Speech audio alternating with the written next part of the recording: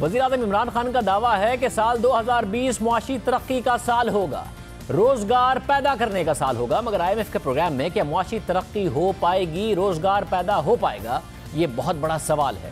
اس میں کوئی شک نہیں کہ معیشت میں استحکام آیا ہے، کرنٹ اکاؤنٹ خسارے میں کمی آئی ہے، مگر کرنٹ اکاؤنٹ خسارے میں کمی درآمدات میں کمی کی وجہ سے آئی ہے، نہ کہ برآمدات کے بڑھنے کی وجہ سے آئی ہے۔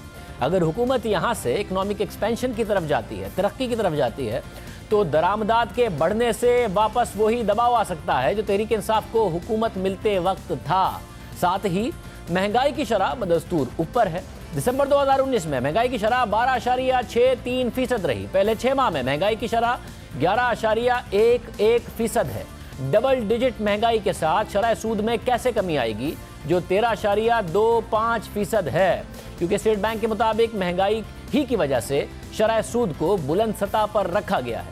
کل حکومت نے پیٹرول اور بجلی کی قیمتوں میں پھر اضافہ کر دیا جس سے مہنگائی مزید بڑھے گی، تو کیا شرح سود نیئر فیوچر میں کم ہوتی نظر نہیں آئے گی؟ دوسری طرف حکومت کی ٹیکس وصولی کا ٹارگٹ جو تھا وہ ٹارگٹ سے کم آ رہی ہے۔ ایف بی آر پہلے 6 ماہ میں ریونیو کلیکشن ٹارگٹ حاصل کرنے میں ناکام رہا۔ رواں مالی سال کے پہلے 6 ماہ میں ٹارگٹ کم کرنے کے باوجود ایف بی آر ٹارگٹ سے 287 ارب روپے کم ٹیکس اکٹھا کر سکا ہے۔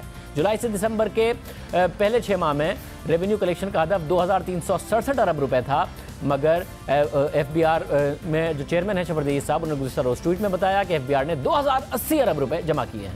یہ اسی عرصے کے دوران پچھلے سال کے مقابلے میں 16% زیادہ ہے، مگر ٹارگٹ سے 287 ارب روپے کم ہیں اور 16% کی گروتھ تقریباً نامنل جی ڈی پی کی گروتھ کے برابر ہے۔ حفیظ پاشا صاحب ہمارے ساتھ موجود ہیں، سابق وزیر خزانہ۔ پاشا صاحب بہت شکریہ۔ پاشا صاحب، یہ جو حقائق ہیں ان کو مد نظر رکھتے ہوئے آپ سمجھتے ہیں کہ سال 2020 ترقی کا اور روزگار کے پیدا ہونے کا سال ہو سکتا ہے؟ ظاہر معاشی استحکام آیا ہے، یہاں سے ترقی کی طرف اگلے سال اس سال ہم جا سکتے ہیں؟ یقیناً اس سال کافی سخت حالات تھے، مگر اس میں اللہ کے فضل سے کچھ کامیابی یہ ہوئی کہ تجارتی خسارہ جو ہے وہ بہت حد تک کم ہو چکا ہے، لہٰذا اب تھوڑی سی گنجائش پیدا ہو گئی ہے۔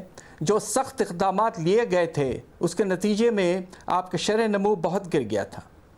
اب ہوا جسے کہتے ہیں تھوڑی سانس لینے کا وقت آ چکا ہے، اور معاشی حالات کو کچھ بہتر کرنے کے لیے حکومت کو کچھ اقدامات لینے پڑیں گے۔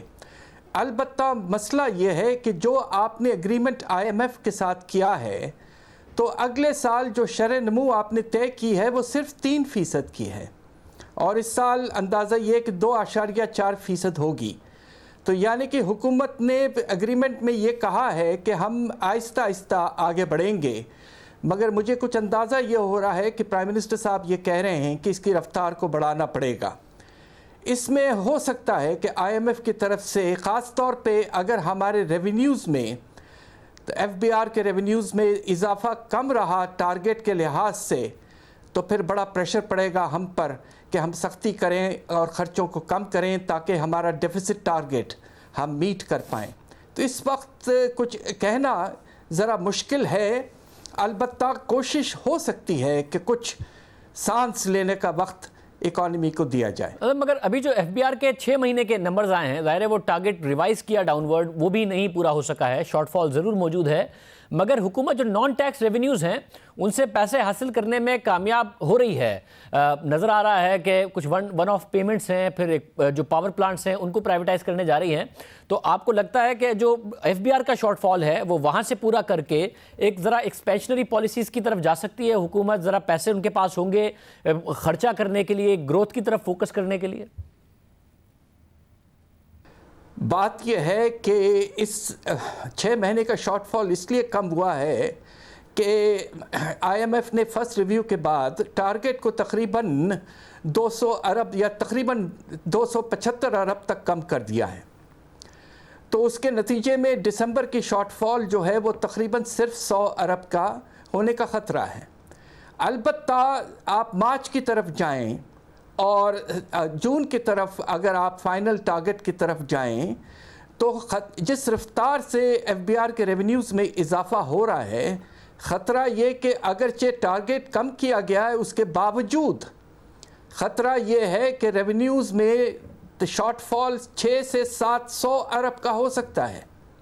یہ بہت بڑا اماؤنٹ ہے، اور نان ٹیکس ریونیوز میں جو اضافہ ہے وہ صرف اسٹیٹ بینک پروفٹ سے ہو سکتا ہے اور ہو رہا ہے، مگر اگر آپ نے پرائیویٹائزیشن کی، پلانٹس کی بھی کی، تو وہ جو ریونیو آئے گا وہ آپ اس کو ریونیو میں کہہ نہیں سکتے، اس کو آپ کو فائنینسنگ میں لے جانا پڑے گا، اس کے نتیجے میں نان ٹیکس ریونیوز میں کوئی اضافہ نہیں ہوگا۔ آئی ایم ایف نے صاف کہہ دیا ہے کہ یہ چیز ایکسیپٹیبل نہیں ہے ایز انکم یا ریونیو، تو لہٰذا خطرہ بہت سخت ہے کہ سال کے اینڈ تک شارٹ فال اتنا زیادہ ہو کہ آپ کو اپنے خرچے، خاص طور پہ جو آپ خرچے کرتے ہیں منصوبہ بندی یا ترقیات کے خرچے جو ہیں اور سبسڈیز وغیرہ میں کمی کرنا پڑے گا، تو گنجائش جسے کہتے ہیں نا فسکل سپیس کم ہو جائے گی اکانومی کو ایکسپینڈ کرنے کے لیے۔ تو یہ سارے خطرات موجود ہیں۔ ہم سب کی دعا ہے کہ پرائم منسٹر صاحب کی جو خواہش ہے وہ پوری ہو، اس لیے کہ ملک میں جو عوام ہیں وہ کافی حد تک بیچارے متاثر ہوئے ہیں اور بے روزگاری اور غربت میں بہت اضافہ ہوا ہے۔ تو یقیناً کوشش ہونی چاہیے، مگر اگر آپ آئی ایم ایف کے پروگرام میں رہے تو آپ کو ٹارگیٹس میٹ کرنا ہی پڑے گا۔ اور جب اتنی زیادہ مہنگائی ہے ابھی ڈبل ڈیجٹ میں، تو اس کے ساتھ کیا شرح سود کم کی جا سکتی ہے؟ ظاہر دو رائیں اس حوالے سے، ایک یہ کہ جب مہنگائی زیادہ ہے تو شرح سود بھی زیادہ ہوگی، دوسری رائے یہ ہے کہ یہ ڈیمانڈ کی وجہ سے نہیں ہے اس وقت جو مہنگائی ہو رہی ہے، اور اگر شرح سود اوپر رکھی جائے گی تو گورنمنٹ خود جو انٹرسٹ پیمنٹس دے رہی ہے اس کی وجہ سے اور حکومت کے پاس نہ فسکل سپیس بچتا ہے اور کوئی فائدہ اس کا نہیں ہو رہا، اس لیے انٹرسٹ ریٹس کو نیچے لایا جائے۔ آپ کیا سمجھتے ہیں اس انفلیشن کے نمبر کے ساتھ، ڈبل ڈیجٹ مہنگائی کے ساتھ، کیا شرح سود کم کرنی چاہیے یا درست سطح پر رکھی ہوئی؟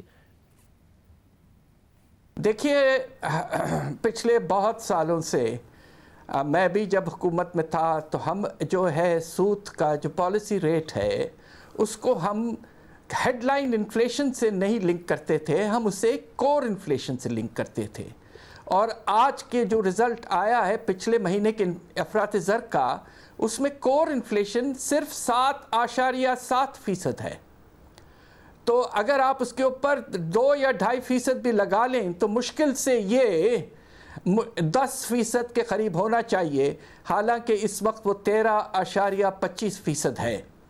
تو مگر ہو یہ رہا ہے کہ اسٹیٹ بینک نے ایک نئی پالیسی اختیار کی ہے کہ سود کو اونچا رکھے تاکہ باہر سے ہاٹ منی، اگر آپ اجازت دیں تو کہوں گرم پیسہ آئے، مگر وہ پیسہ جو ہے وہ صرف 3 مہینے کے لیے آ رہا ہے، اور سود کو اوپر رکھنا اس چیز کو حاصل کرنے کے لیے ابھی تک 1.4 ارب ڈالر آئے ہیں۔ یہ میں سمجھتا ہوں کہ یہ غلط پالیسی ہے، آپ کو سود کو کم کرنا چاہیے۔ پرائیویٹ انویسٹمنٹ میں 15% کمی آ چکی ہے، اور کتنی گراوٹ چاہتے ہیں آپ؟ اور آپ یہ سوچئے کہ آپ کے نان پرفارمنگ لونز جو ہمارے یونٹس اس وقت پیداوار کر رہے ہیں، نان پرفارمنگ لونز میں سود کے اضافے کی وجہ سے 20% اضافہ ہو چکا ہے پچھلے سال، اور تقریباً 750 ارب کے نان پرفارمنگ لونز ہو چکے ہیں۔